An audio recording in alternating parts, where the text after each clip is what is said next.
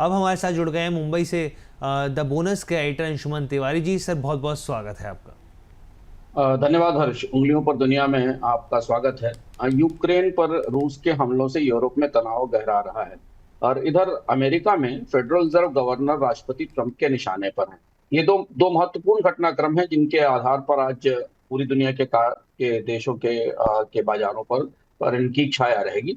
लेकिन एक जो खबर अभी अभी तुरंत आई, उससे हम फिर उसके बाद बाकी घटनाएं शुरू करते हैं।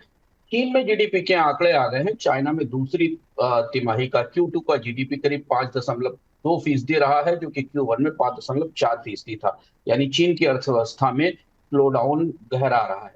हालांकि बाजार के अनुमानों से ये जीडीपी के आंकड़े अच्छे हैं और इसमें महत्वपूर्ण वजह यह है कि जून के महीने पिछली तिमाही में चीन में उत्पादन भी गिरा था और रिटेल सेल्स में भी गिरावट आई थी। इन आंकड़ों को आज बाजार समझने और पचाने की कोशिश करेगा और इसका असर हमको कमोडिटी प्राइसेस पर, दुनिया भर के निवेश पर दिखाई देगा। इधर ये थी अभी अभी की तुरंत की खबर जो अभी आई। इधर डोनाल्ड ट्रंप ने घोषणा की है कि अमेरिका नाटो के जरिए यूक्रेन को पैट्रियट मिसाइल देगा। अमेरिका वापस रूस यूक्रेन युद्ध में अब परोक्ष रूप से शामिल होने की तैयारी कर रहा है। पुतिन हाल की वार्ताओं के बाद डोनाल्ड ट्रंप ने अपनी तरफ से गहरा क्षोभ और झुंझलाहट जाहिर की है और एक कहा है कि पुतिन को समझाना मुश्किल हो रहा है।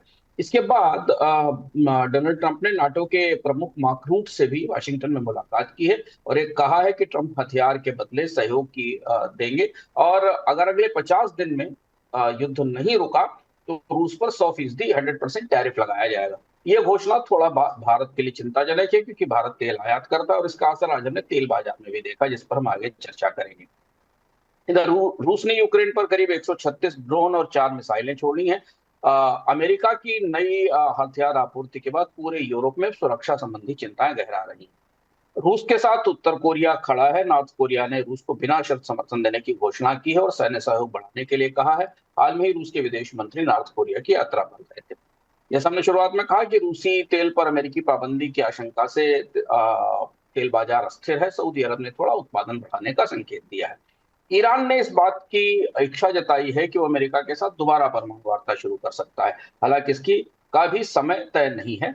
इधर इजराइल और यूएई ने रेड सी में सुरक्षा अभ्यास तेज कर दिए हैं, क्योंकि इस रास्ते पर, इस कॉरिडोर के ऊपर हम शिपिंग शिप्स पर हुती हम विद्रोहियों के और मिलिशिया के हमले लगातार हो रहे थे। टैरिफ के मामले में चीजें ठंडी हैं, थोड़ा एक्शन दिख रहा है। ट्रंप के टैरिफ ऐलान के बाद विश्व व्यापार में पलटवार की चेतावनी आने लगी। ईयू पर यह दबाव है कि वो अपने नियमों के तहत अमेरिका पर वापस टैरिफ लगाए। ईयू ने कहा है कि 30% की टैरिफ पूरी तरह अस्वीकार्य है, जबकि ईयू के मंत्रियों ने ये भी कहा कि अगर टैरिफ अगस्त में लागू हुआ तो इससे ईयू और अमेरिका का पूरा जो ट्रांस अटलांटिक व्यापार है वही खत्म हो जाएगा। भारत ने संकेत दिया है कि अमेरिका से वार्ताएं जारी हैं, एक अंतरिम डील की कोशिश की जा रही है। हालांकि विस्तृत ब्यौरा अभी नहीं आया है। भारत और अमेरिका के बीच वार्ताओं के दौर में कुछ प्रगति होती दिखाई दे रही है। इधर एक महत्वपूर्ण खबर कल भारत की दृष्टि से थी। भारत और चीन के बीच रिश्तों की बर्फ पिघलाने की कोशिश की गई। भारत के विदेश मंत्री एस जयशंकर ने बीजिंग में चीन के विदेश मंत्री वांग यी से मुलाकात की। सीमा पे तनाव घटाने, मानसरोवर यात्रा की बहाली और सबसे महत्वपूर्ण बात है कि चीन से व्यापार प्रक्रियाएं न रोकने की बात की गई। हम आपको लगातार बताते रहे हैं कि भारत की इस समय सबसे बड़ी मुश्किल रेयर अर्थ मैग्नेट्स हैं। इनको लाने की कोशिश कई तरह से की गई थी और जयशंकर का मिशन इसी संदर्भ में देखा जा रहा है कि वो चीन को इस बात के लिए राजी करने की कोशिश करेंगे कि भारतीय ऑटोमोबाइल और इलेक्ट्रॉनिक्स इंडस्ट्री को सबसे महत्वपूर्ण रेयर अर्थ मैग्नेट्स की आपूर्ति दोबारा शुरू हो सके, क्योंकि उसके कारण गहरा संकट है। कुछ महत्वपूर्ण आंकड़े जो आज आए, जो बाजारों को असर करेंगे। चीन की जीडीपी का आंकड़ा हमने आपको शुरुआत में बताया, 5.2% की जीडीपी इधर रही है चीन की दूसरी तिमाही में। पिछली तिमाही से गिरावट है, लेकिन इस बाजार के अनुमानों से बेहतर है। इधर ट्रंप और फेडरल रिजर्व प्रमुख जेरोम पावेल के बीच तनाव बढ़ रहा है। ऐसी भी खबर है कि व्हाइट हाउस ने फेडरल रिजर्व के मेंटेनेंस के खर्चों की जांच का आदेश दिया है और इस तरीके की संभावना पर चर्चा हो रही है कि अमेरिकी राष्ट्रपति के पास क्या ऐसे कानूनी अधिकार हैं जिससे जेरोम पावेल को हटाया जा सके। ट्रंप प्रशासन ने कहा है कि ब्याज दरों में कम से कम 1% की कमी की जानी चाहिए ताकि अर्थव्यवस्था को सहारा मिल सके। चीन की कुछ और महत्वपूर्ण खबरें हैं। चीन में जून के महीने में युआन लोकल करेंसी के लोन अनुमान से अधिक रहे हैं। जिस तरीके की कोशिश है चीन सरकार ने पिछले कुछ महीनों में की थी, उसका असर हमें होता दिखाई दे रहा है।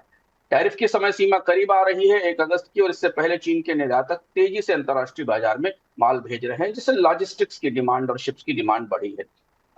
चीन में नए घरों की कीमत में गिरावट थमी है, ये भी अर्थव्यवस्था के लिए एक अच्छा संकेत है। ताजा आंकड़ों में 14 महीने में सबसे कम है। इधर यूरोप के बाजारों में बॉन्ड यील्ड्स बढ़ना शुरू हो गया है। इसकी दो बड़ी वजह है। एक तो अमेरिका और यूरोपियन यूनियन के साथ व्यापार के मोर्चे पर टकराव बढ़ता दिख रहा है, और दूसरा यूरोप को रक्षा पर ज्यादा खर्च करना पड़ेगा। जर्मनी के 30 वर्ष के बॉन्ड की यील्ड 21 महीनों में सबसे ऊंचे स्तर पर पहुंच गई। स्विट्जरलैंड के 10 साल के बॉन्ड की यील्ड भी 3 महीने की ऊंचाई पर है। इधर यूके में रिटेल बिक्री के आंकड़े आए हैं जो अच्छे रहे हैं, अर्थव्यवस्था को उत्साह मिलेगा।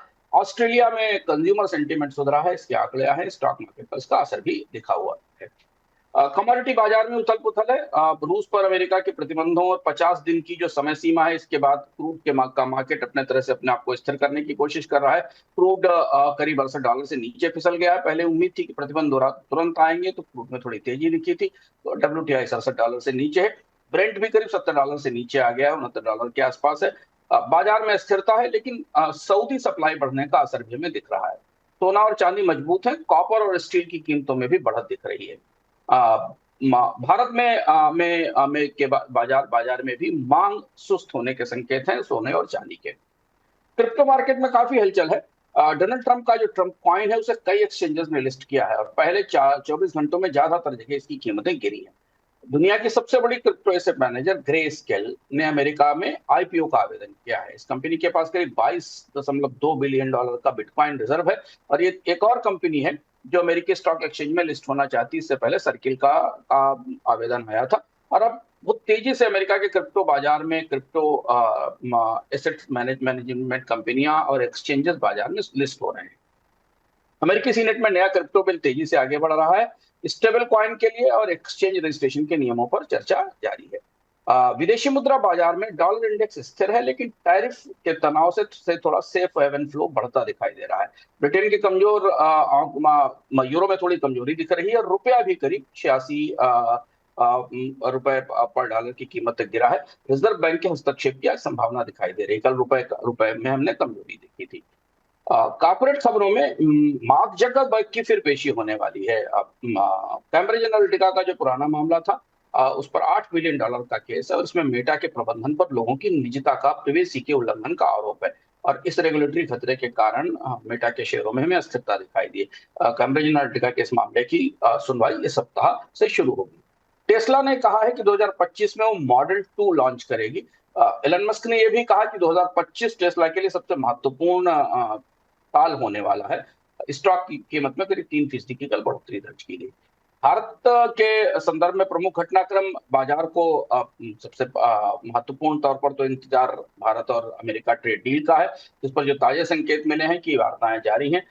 हो सकता है अगले कुछ दिनों में कोई संभावनाएं मिले। दूसरी सबसे बड़ी चीज जो बाजार जिसका इंतजार कर रहा है, वो जयशंकर की चीन यात्रा का है। भारत के विदेश मंत्री की चीन यात्रा के बाद अगर रेयर अर्थ मैग्नेट की आपूर्ति कुछ असामान्य होती है, तो स्टॉक मार्केट में ऑटो कंपनियों को राहत मिलेगी। जैसे प्रमुख खबरों में एचडीएफसी बैंक की क्रेडिट ग्रोथ ठीक रही है। रिटेल डिमांड को थोड़ा फायदा मिला है। भारत की खुदरा और थोक दोनों महंगाई दरों में कमी आई है, जिसका असर हमें आज बाजार में उत्साह के तौर पर दिखाई देगा। खरीफ फसल का सालाना रकबा करीब 6% के आसपास बढ़ा है। मानसून की प्रगति से अर्थव्यवस्था में अच्छे सपोर्ट मिल रहे हैं। अगले 24 घंटों में जो प्रमुख घटनाक्रम बाजार को प्रभावित करेंगे, उसमें ट्रंप को रूस का जो 50 दिन का अल्टीमेटम है, उस पर रूस की प्रतिक्रिया क्या होगी, लोग दुनियाएं देख रही है। क्या रूस के यूक्रेन पर हमले रुकेंगे? पैट्रियट मिसाइल की आपूर्ति होने के बाद यूरोप का सुरक्षा परिदृश्य कैसे बदलेगा, इस पर बाजारों की निगाह रहेगी। भारत और अमेरिका की व्यापार संधि पहले से ही प्रतीक्षा में है। इसके अलावा ईयू और अमेरिका में अगर कोई संधि नहीं होती है, तो क्या ईयू की तरफ से कोई जवाबी टैरिफ लगाए जाएंगे, इस पर भी संकेत रहेगा। इसका संकेत भी आज मिलेगा। चीन की अर्थव्यवस्था के जो ताजे आंकड़े सुबह सुबह आए हैं, उनको आज बाजार उनके एशिया के बाजार और यूरोप के बाजार उन पर कैसी प्रतिक्रिया करेंगे, ये हम देखेंगे। अगर आप डॉलर को देखें, डॉलर रुपए को देखें, तो आज दिन भर इसमें थोड़ी अस्थिरता रह सकती है। ब्रेंट और WTI की कीमतों में भी अस्थिरता रहने की संभावना। बाकी भारतीय बाजार में रिजल्ट्स का सीजन शुरू हो रहा है, और आज पूरा दिन स्टॉक मार्केट का मूवमेंट रिजल्ट्स के बेस के ऊपर प्रमुख कंपनियों के नतीजों के आधार पर होगा। जिसे जानने के लिए हम वापस चलते हैं नोएडा स्टूडियो हर्ष के पास। सर बहुत बहुत धन्यवाद तमाम खबरों का विश्लेषण करने के लिए।